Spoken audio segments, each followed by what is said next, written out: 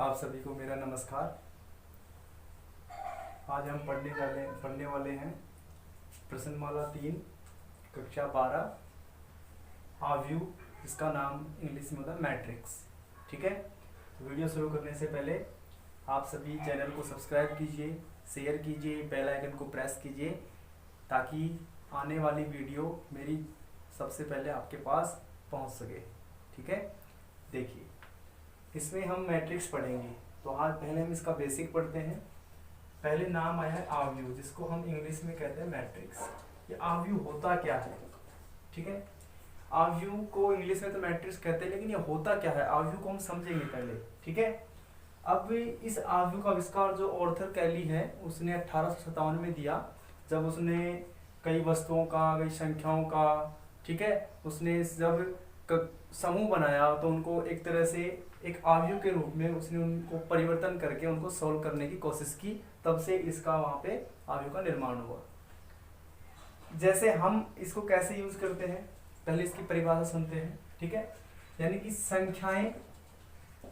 संख्याओं या वस्तुओं, ठीक है, कोई या तो वस्तुओं या फिर संख्याओं का वह संग्रह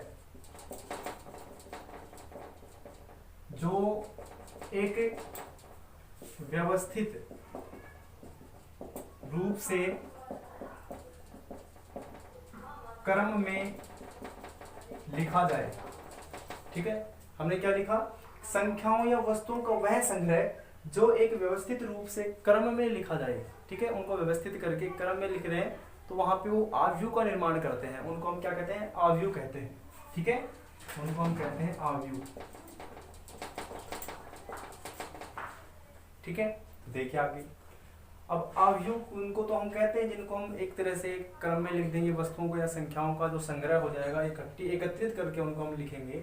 ठीक है, अब इसमें जो आव्यूह होता है इसमें कुछ, जब हम वस्तुओं का संग्रह लिखेंगे जैसे स्तंभ और पंक्ति, ये हम भली बात ही जानते हैं।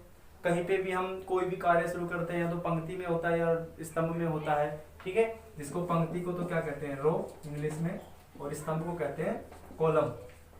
ठीक है, रो कॉलम, स्तंभ पंक्ति।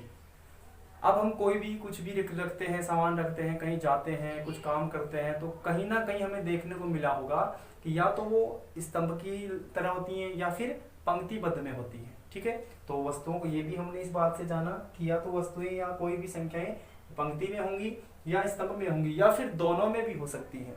ठीक है, जैसे अब उसके और आगे देखिए, मान लो कोई अपने पास में वस्तुओं का संग्रह है, उसमें जो पंक्ति है ना, उसमें पंक्तियों की संख्या तो कितनी है? m पंक्ति है, तथा और जो स्तंभ है, स्तंभ की संख्या क्या है?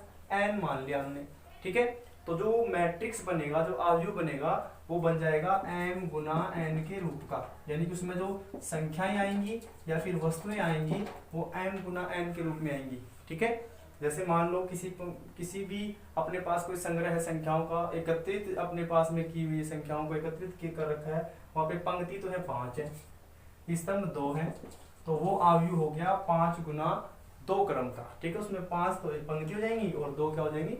स्तंभ हो जाएंगी। ठीक है, आव्यूह में होता क्या है, उसको प्रदर्शित करने के लिए सबसे पहले पंक्ति को लिखा जाता है, बाद में स्तंभ को लिखा जाता है। ठीक है, पहली संख्या होगी पंक्ति की होगी, दूसरी संख्या होगी स्तंभ की होगी। ठीक है, और उसके बाद में जो मैट्रिक्स होता है उसको कैपिटल वर्ड से डिनोट किया जाता है।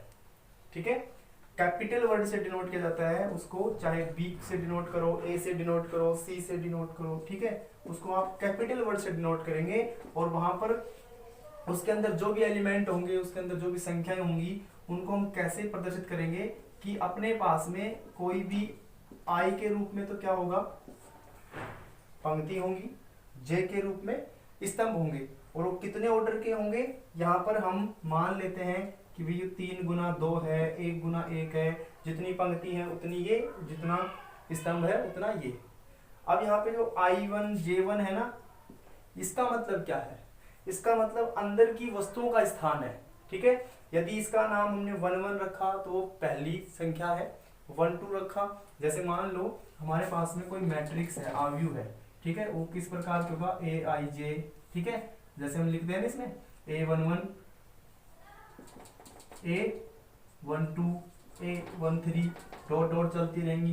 दूसरी कॉलम में A21, A22, A23 जितनी अपने पास में दी हुई है उतनी वहां पे हो जाएंगी। जैसे A31, A32, A33 हमें जितनी क्रम का मैट्रिक्स बनाना है वो बन जाएगा। ठीक है, हमारे जो एलिमेंट उसमें संख्याएं हैं वो फिक्स होंगी। हमने एग्जाम्पल के लिए मान के देखा है, पहला जो संख्या है, पहली जो संख्या है उसका स्थान क्या हो गया A11, तो A12, A13 ऐसे ही AIG का मतलब यहाँ पर है कि जो संख्या मैट्रिक्स के अंदर है उसका वह स्थान के कौन से स्थान पर है। ठीक है, 11 पर है, 12 पर है, 13 पे है, जो भी है हमारे पास जो भी मैट्रिक्स होगा जिस प्रकार का ऑर्डर का होगा वो हम बना देंगे उसमें, और जितने भी संख्याएं होंगी उनका हम स्थान ज्ञात कर देंगे। ठीक है, ये तो अपना हो गया मैट्रिक्स के बारे में। ठीक है, अब we have many types of matrix, यानी कि जो मैट्रिक्स होती है ना वो कई प्रकार की होती है। ठीक है, अपने पास कई प्रकार की मैट्रिक्स मिलेंगी। जैसे अब टाइप्स ऑफ मैट्रिक्स पढ़ लेते हैं इसमें। ठीक है, इसमें से आप जैसे डेफिनेशन में लिखना चाहें तो आप लिख लेंगे इसको, वीडियो को पॉज करके। ठीक है, अब यहाँ पे लिखते हैं आव्यूह के प्रकार। अब आव्यूह के प्रकार यानी कि कितने कितने प्रकार के होते हैं, कई प्रकार की आव्यूह होती है। जैसे एक मैंने लिख दी यहाँ पे पंक्ति आव्यूह यानी कि रो मैट्रिक्स। ठीक है, जिसको इंग्लिश में क्या कहते हैं, रो मैट्रिक्स।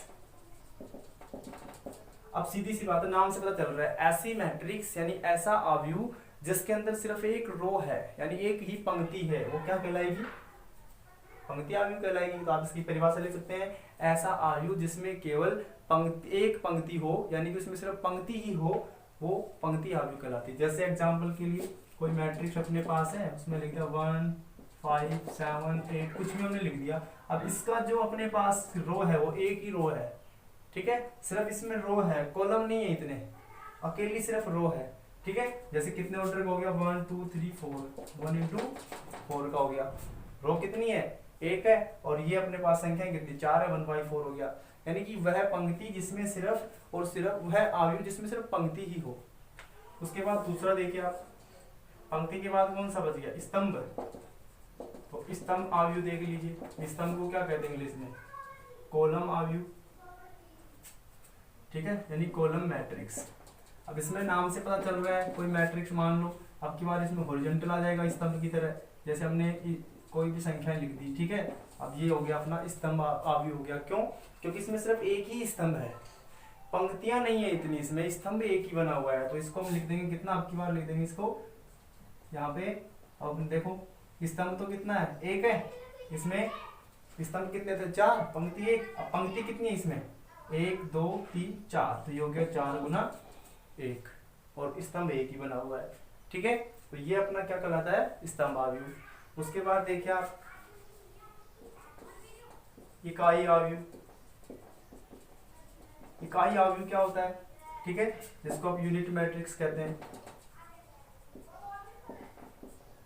ठीक है, अब यूनिट मैट्रिक्स क्या होता है, इकाई आव्यूह वह आव्यूह होता है जिसके एलिमेंट, ठीक है, जिसके विकर्ण को तो छोड़ के बाकी सारे क्या होंगे इसमें, बाकी सारे के सारे 0 0 हो जाएंगे। जैसे 1 0 0 0 1 0 0 0 1, हमने कितने बाई कितने की लिखी है, 3/3, यानी 3 रो है और 3 कॉलम है इसमें, यानी 3 पंक्तियां और 3 ही स्तंभ है। ये 4/4 का भी हो सकता है, 2/2 का भी हो सकता है। जैसे आप 2/2 का लिखेंगे 1 0 0 1, 2 गुना 2 का हो गया। ठीक है, तो ये अपने पास में इकाई आव्यूह होता है ऐसा। ठीक है, 4 का हो गया, 5 का हो गया, कोई भी। उसके बाद में विकर्ण आव्यूह। विकर्ण आव्यूह क्या होता है, जिसको कहते हैं डायगोनल मैट्रिक्स, इंग्लिश में कहते हैं इसको डायगोनल मैट्रिक्स। डायगोनल मैट्रिक्स क्या होता है, डायगोनल से पता चल रहा है उसके विकर्ण होंगे वो तो सिर्फ और सिर्फ उनको छोड़ के बाकी सारे के सारे क्या होना चाहिए, 0 होने चाहिए। जैसे हमने लिख दिया 8, ठीक है, फिर उसके बाद में 2 0, बाकी हम 0 लिख रहे हैं, फिर लिख दिया यहाँ पे 0 2 5 0, और यहाँ पे 0, और यहाँ पे और कुछ लिख दिया हमने, ये हो गया, कोई भी संख्या आ गई, ये हो गया। अब इसके जो विकर्ण है ना वो सिर्फ क्या है, उनको छोड़ के बाकी सारे 0 हैं। ठीक है। इसमें थोड़ा इस दोनों में क्या डिफरेंस देखना थोड़ा सा, इसके तो यूनिट में तो सिर्फ सारे एक एक होंगे, और विकर्ण में सिर्फ विकर्ण के कुछ भी हो सकते हैं, लेकिन बाकी सारे एलिमेंट क्या होंगे, 0 0 होंगे, ठीक है।